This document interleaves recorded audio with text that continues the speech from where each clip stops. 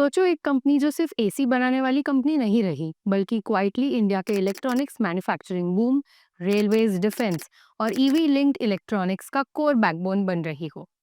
और जब इंडिया का ईएमएस मार्केट FY 28 तक ₹27.7 लाख करोड़ का होने जा रहा हो, तो सवाल ये है, क्या ये कंपनी इंडिया की next big manufacturing compounder story बन सकती है?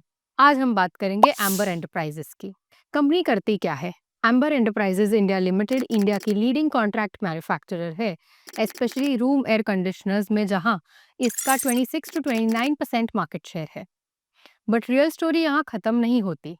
आज एम्बर एक फुल स्टैक ईएमएस प्लेटफॉर्म बन चुकी है, servicing consumer durables, electronics, railways, defence, automotive, telecom और health care.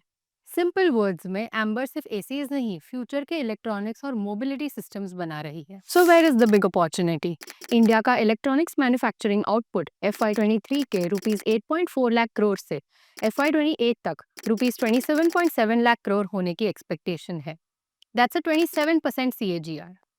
AC penetration India में सिर्फ 8% है, जबकि चाइना और डेवलप्ड मार्केट्स में 90 to 100% प्लस है।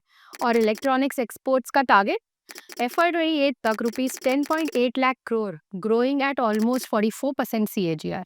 इसका डायरेक्ट फायदा उन कंपनीज को मिलेगा जो scale plus execution plus localisation deliver कर सकती है, और यही एम्बर का गेम स्ट्रॉन्ग होता है। देखते हैं नंबर्स क्या कहते हैं। FY 25 में एम्बर का रेवेन्यू था ₹9,973 crore.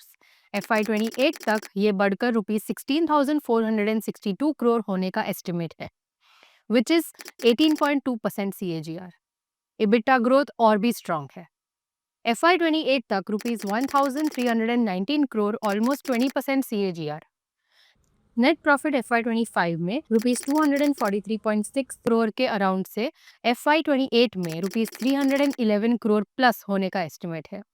EBITDA margins EMS expansion के साथ 8% के अराउंड इंप्रूव होने की एक्सपेक्टेशन है।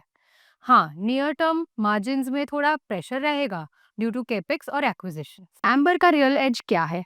Consumer durables. एसी सेगमेंट में एम्बर इंडस्ट्री से 10 to 12% फास्टर ग्रो करने का टारगेट रख रही है।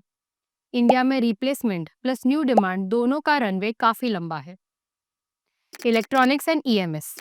इलेक्ट्रॉनिक सेगमेंट में FY 26 में 35% प्लस ग्रोथ एक्सपेक्ट किया जा रहा है। कंपनी ने ₹4,200 करोड़ कैपेक्स कमिट किया है PCB और PCBA मैन्युफैक्चरिंग के लिए।